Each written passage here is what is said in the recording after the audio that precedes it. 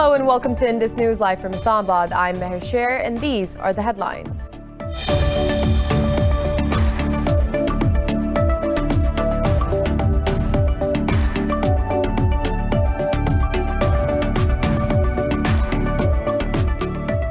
In Pakistan, 7 students have been killed in an IED blast in a seminary in the Khyber Pakhtunkhwa province's capital city of Peshawar. Police say over 70 others have been injured in the attack. They said the blast went off after a suspect left a bag filled with explosives in the seminary. President Arif Alvi and Prime Minister Imran Khan have condemned the attack.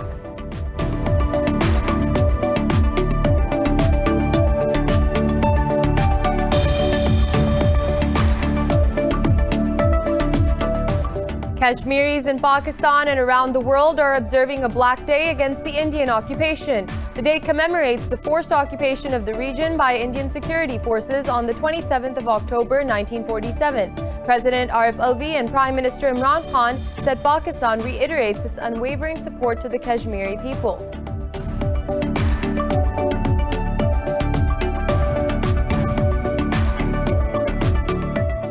Azerbaijan says it has liberated the entire Gubadli city from the Armenian occupation. The Azeri Defense Ministry said the Armenian military's 18th Infantry Division's Chief of Staff was killed in the fighting. Over 1,000 people have been killed since fighting over the Nagorno-Karabakh region started on September 27th.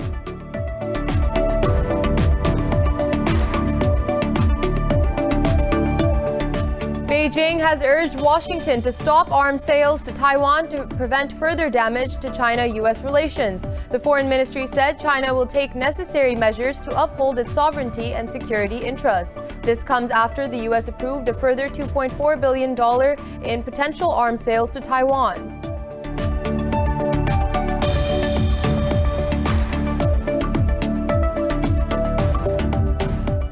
The number of COVID-19 infections in the U.S. has topped 8.7 million with nearly 226,000 deaths. In India, the virus has claimed over 119,000 lives, while more than 7.9 million people have tested positive so far. In Pakistan, 6 people have lost their lives to the virus overnight, raising the death toll to 6,745. Globally, the virus has claimed more than 1.15 million people and infected over 43.4 million.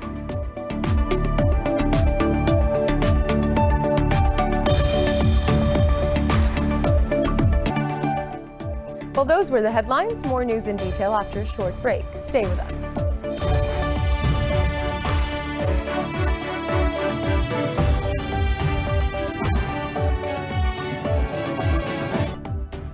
Welcome back, and now for the news in detail. In Pakistan, 7 students have been killed in a bomb blast at a seminary in the Khyber Pakhtunkhwa province's capital city of Peshawar. Police say over 70 others have been injured in the attack. Police said the blast went off after a suspect left a bag filled with 5 to 6 kilograms of explosives in the institution. He said 1,000 to 1,200 people were present in the seminary at the time of the incident. Police said further investigation is underway to find out the perpetrators. President Arif Alvi said Pakistan is committed to winning against all nefarious designs by extremist neighbors, while Prime Minister Imran Khan assured the nation the terrorists will be brought to justice as soon as possible. And now moving on, Kashmiris in Pakistan and around the world are observing a Black Day against the Indian occupation. The day commemorates the forced occupation of the region by Indian security forces on the 27th of October 1947.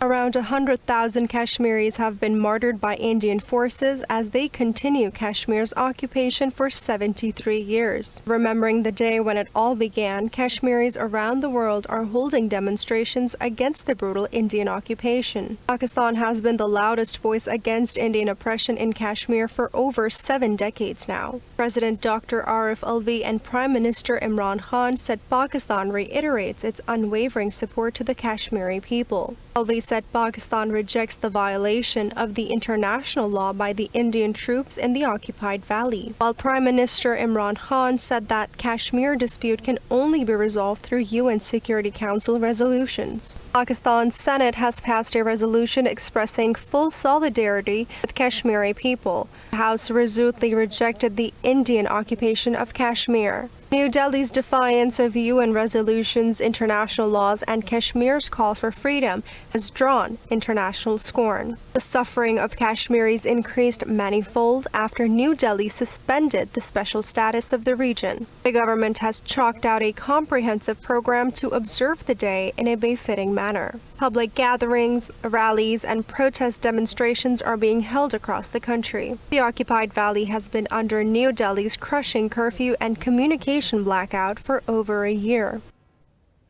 And the Kashmir Freedom Movement exists to empower the people in their struggle for peace, social justice, and sovereignty. More in this report.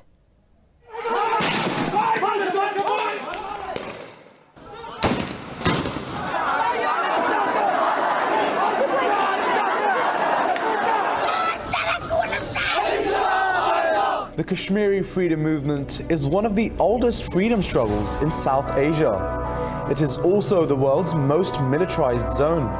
More than 1 million soldiers of Indian Army and paramilitary forces are trying to curb a freedom struggle which dates back to the 1930s. 1947 was year of independence for both India and Pakistan, but for Kashmiris, it was a year in which only masters were changed. The scenic Kashmir Valley, Ladakh and Jammu have been a territorial dispute between Pakistan and India for the past 71 years. Pakistan and India have fought 1 all-out and 2 limited wars on this issue.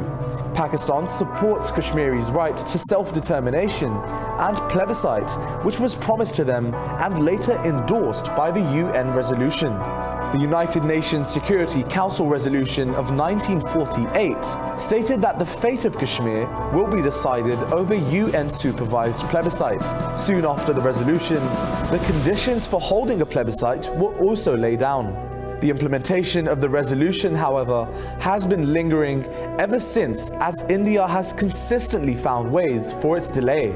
Indian Prime Minister Jawaharlal Nehru stated in the Indian Parliament on June 26, 1952, that he fully supported plebiscite for Kashmiris, although his efforts never came to fruition. Our pledge to the people of Kashmir, if you like, the people of this world, that this matter could be affirmed or cancelled by the people of Kashmir according to their wishes. We do not wish to win people against their will with the help of armed force, and if the people want to part company with us, they may go their own way and we shall go ours. As opposed to what Nehru said, Kashmir was formally incorporated into the Indian Union in 1957. It was granted a special status under Article 370 of India's constitution. After that, India refused what it had committed internationally and started calling Kashmir its integral part. The fight for self-determination between Kashmiri freedom fighters and Indian forces continues to date. Furthermore, India has used high-handed approaches to control any discontent Kashmiris dare express. Indian-occupied Kashmir has become a curfew zone. Kashmiris are beaten and humiliated in different parts of India, and doors of progress have been closed for Kashmiris. In July 1988, a series of demonstrations and strikes gave it more force. India used brutal force to control freedom struggles, but after the martyrdom of Burhan Wani in 2016, the second intifada started, which has become a big nightmare for the Indian state. More than 100,000 Kashmiris have been martyred, thousands are missing, and around 22,900 women have been raped since 1989. Indian security forces have taken sadism to new highs. The Indian Army and paramilitary forces use pellet guns to counter protests. These pellet rounds are fired aiming at faces, and as a result, hundreds of Kashmiris have lost their eyes. Meanwhile, the world largely remains silent on the issue of resolving Kashmir's fate. Unless the global community steps up and makes serious efforts, Kashmir will continue to bleed and will remain a big question mark on the civilized world's silence on the Kashmir issue. Now, to further discuss this, we are being joined by Defense Analyst Major General Ijazavan, retired from Islamabad. Thank you very much, sir, for joining us. Sir, a number of watchdogs have asked New Delhi to halt its oppressive activities in occupied Kashmir. Even with this international hue and cry, why has the situation not been normalized in the valley? Unfortunately, let's accept a reality that there is no morality in the geostrategic environment or in the state affairs. Unfortunately, the larger countries who can affect the policies of the smaller states, or who can ensure implementation of UN resolutions in the light and spirit, those countries have been very indifferent to the issue of Kashmir, and the desired pressure or desired urge has not been displayed by those states. I'm talking of Permanent Five, and in particular the United States of America and the United Kingdom. Fortunately, India has not been condemned as it should have been. There is no political pressure on India, and the human rights violations have gone unnoticed largely, other than a few comments here and there. Now, all states, all member states in the United Nations, they do realize that what's happening is wrong. In their private conversation, they acknowledge that this is unfair treatment being given to the people of Kashmir, and UN resolutions are being disregarded. But when they come to the formal sitting and voting or formal opinion, there the states, they take responsibility and they prefer or accord priority to their geostrategic interests. That's a harsh reality. What do you think? What does India want to achieve through its brutal activities and longest crushing curfew in the occupied valley? But unfortunately, India wants to suppress and wants to force the people of Kashmir to accept them being part of India, and they are pressurizing Kashmiris and brutalizing the people of Kashmir to accept this harsh treatment being given by India and forego their right for plebiscite or forego their right of self-determination as enshrined in the UN resolutions.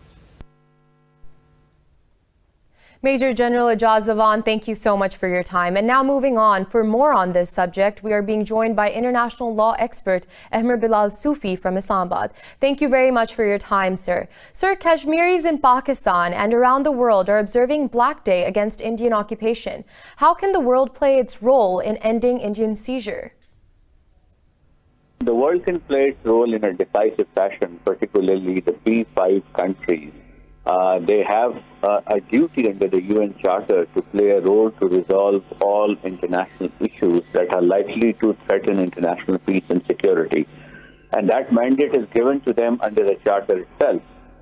In addition to that, they also have a duty on account of a pledge which they volunteered in 1998 before the UN Security Council, pursuant to UN resolution which was passed after Pakistan and India undertook these nuclear explosions.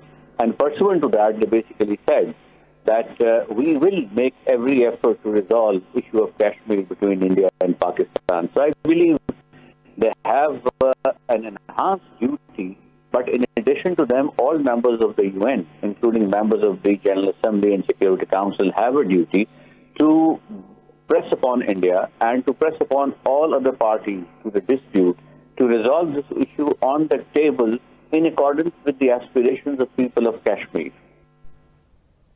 How effectively has Pakistan been raising the Kashmir issue at the world forums? Well, Pakistan has been making every effort, I believe, from a diplomatic standpoint. The Prime Minister has been raising this matter in the UN General Assembly. The Foreign Minister has been advocating this cause. Other stakeholders in the government have also been advocating this. But Pakistan needs to undertake a more extensive exercise, a long-term exercise on the lawfare side. Lawfare is a new frontier to resolve disputes or to put your strategic positions before the international community, which means you use international law as a leverage to argue your position and put pressure on an adversary so that you create more space for negotiating of the said matter. We know that despite offers by Pakistani side, including the Pakistani Prime Minister, Indian side has not been coming forth to resolve issues between India and Pakistan, including Kashmir. Instead, they embarked upon a very aggressive stance on last year, on 5th August, whereby they took a legal step to annex effectively the Indian-occupied Kashmir. Now, that has been a very aggressive stance, and I think it's a lawfare move because they have used the domestic law to lay a claim over a territory on which they don't have a right. Pakistan should also respond on the lawfare direction. Mr. Ahmer Bilal Sufi, thank you so much for talking to Indus News. More news in detail after a short break. Stay with us.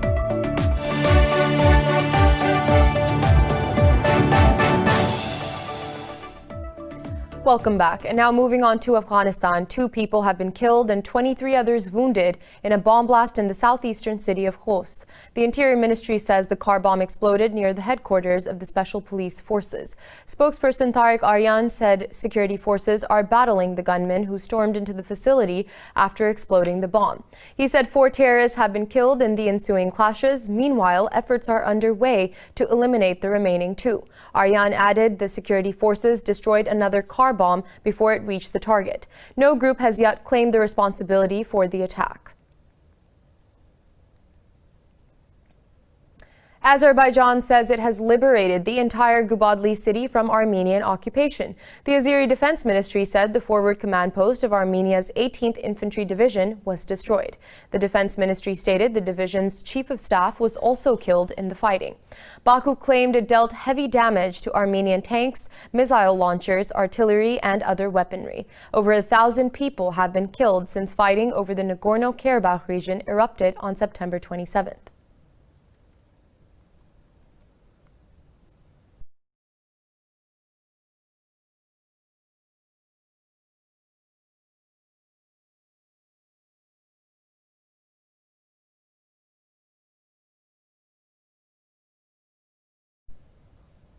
And now moving on, Iran has criticized the U.S. for imposing curbs on its petroleum ministry and state-run oil company. The U.S. has also sanctioned Iran's Minister for Petroleum, the national oil and tanker companies. Iran's oil minister Bijan Zanganeh said the era of unilateralism is over and its oil industry will not be hamstrung. In a tweet, he said sanctions are a passive reaction to the failure of U.S. policy of reducing Iran's oil export to zero. Zanganeh said he has no assets outside of Iran to be subject to the sanctions. Earlier, the U.S. Treasury Department said Iran uses the petroleum sector to fund destabilizing activities of the Revolutionary Guards. In a statement, it said Tehran continues to prioritize its support for terrorist entities and its nuclear program. And now Turkish President Recep Tayyip Erdogan has called for talks on a 2-state solution for the divided island of Cyprus. Erdogan made these remarks during a news conference with Turkish Cypriot President Ersin Tatar in Ankara. Erdogan said efforts by the Turkish Republic of Northern Cyprus alone are not sufficient in reaching a solution. He said the approach of Greek Cypriots blocked previous attempts to find a solution. Cyprus was split in 2 after a 1974 Turkish invasion in response to a brief Greek-inspired coup. Ankara recognizes the Turkish Cypriot state in the north, but not the Greek Cypriot government in the south. And moving on, Beijing has urged Washington to stop arms sales to Taiwan to prevent further damage to China-U.S. relations. This comes after the U.S. approved a further $2.4 billion in potential arms sales to Taiwan. The Foreign Ministry said China will take necessary measures to uphold its sovereignty and security interests. It said the U.S. arms sales to Taiwan seriously violate the One China principle and the 3 China-U.S. joint communiques. Earlier, Taiwan welcomed the move, saying the sale demonstrates U.S. government's commitment to the Relations Act. The move comes a day after China threatened it will impose sanctions on prominent U.S. companies involved in arms sales to Taiwan. And China has ordered 6 U.S. media outlets to report back on their operations in the country within 7 days. In a statement, the Foreign Ministry said the media outlets will have to declare information about their staff and finance in China. Spokesperson Zhao Lijian said the requirements are legitimate and justified self-defense in every sense. He urged Washington to stop arbitrary restrictions on Chinese media organizations. A major U.S. outlet, American Broadcasting Corporation, ABC, is among the sanctioned firms. The latest development came after Washington designated 6 more Chinese media firms in the U.S. as foreign missions. And now India has signed a military agreement with the United States for the sharing of sensitive satellite data. Basic exchange and cooperation agreement was announced after the annual 2+2 high-level talks in Delhi. U.S. Secretary of State Mike Pompeo and U.S. Defense Secretary Mark Esper met with their Indian counterparts in New Delhi. Indian Defense Minister Rajnath Singh said the pact will open new avenues in the information sharing between the two countries. In a statement, Indian Defense Ministry said the two sides discussed areas of cooperation at the service-to-service level and the joint level. It read the ministers also mulled over requirements of expanding deployments of liaison officers. Moving on, U.S. Secretary of State Mike Pompeo says a ceasefire agreement between Libya's warring sides is a courageous step. In a statement, Pompeo said all foreign fighters must leave the country in 90 days in line with the accord. Pompeo said it is important that all parties support the success of the UN-facilitated talks in Geneva on Friday. He said the U.S. lauds Libyan leadership on all sides for taking this bold step. Meanwhile, Libya's National Oil Corporation says it has lifted force majeure on the El Feel oil field. It said by doing so, it has ended all the closures of oil fields that resulted from an 8-month blockade by Eastern forces.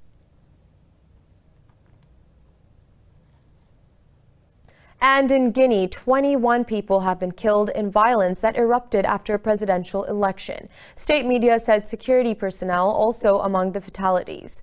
President Alpha Condé won a hotly contested October 18th election, setting the stage for a controversial third term. But his main opponent, Celo Dalian Diallo, disputes the results. Diallo's self-proclaimed victory led to a week of clashes between his supporters and security forces across the nation.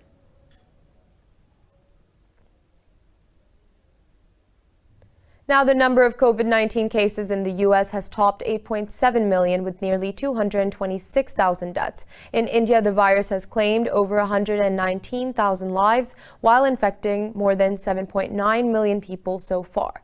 Globally, the death toll from the virus has exceeded 1.15 million, while cases tally is over 43.4 million. More in the following report. The surging second wave of COVID-19 is prompting the closure of schools and businesses, disrupting and redefining life. U.S. medics have warned the country's healthcare system is on the verge of being totally overwhelmed. In Latin America, Mexico's death toll has risen to over 89,000, while the fatalities in Brazil have topped 157,000. The World Health Organization chief has called on the governments to strike the right balance between treatment and prevention measures. Although we agree with the Chief of Staff that protecting the vulnerable is important, but giving up on control is dangerous. And control should also be part of the strategy, and the government should do its share, and the citizens also should do their share. Over in Europe, the situation in France is getting critical as Norway, Italy and the Czech Republic have announced sweeping measures. Spain is once again emerging as the region's hotspot with the limited healthcare capacity and the severe stress. La situación en España es mala. The situation in Spain is bad. The situation in Spain is evolving very unfavorably. That mirror that we saw during 3 or 4 weeks of stabilization, even a slight decrease in transmission, is now completely offsetting this rapid increase that we have observed in the last 2 or 3 weeks. Russia has recorded its highest spike in infections ever since the pandemic broke out. Cluster cases are now causing mass local transmission in parts of the country. In Pakistan, 6 more people have died overnight due to the coronavirus, raising the death toll to 6,745. The health ministry says 773 people tested positive for the disease in the past 24 hours. The ministry said there are over 11,000 active COVID-19 cases in the country. It said out of over 329,000 countrywide cases, more than 311,000 have recovered so far. The ministry said over 144,000 cases have been detected in the Sindh province, while Punjab has reported over 103,000 cases. In the capital city of Islamabad, more than 19,000 have been infected so far.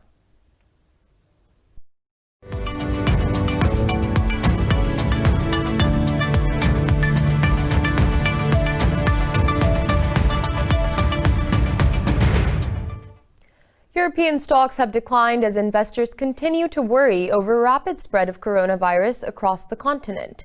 The pan-European stock 600 and Frankfurt's DAX have lost marginally. London's FTSE has declined slightly, while Italy's FTSE MIB has slipped close to 0.5%. In Paris, the CAC 40 slipped nearly 1%. Earlier, all Asian stocks edged down.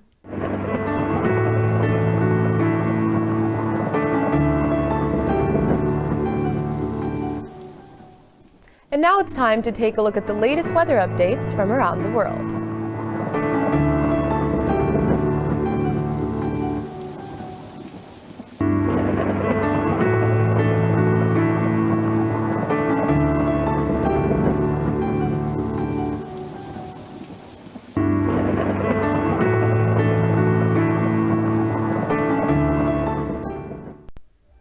For the latest updates, you can follow us on social media at indus.news.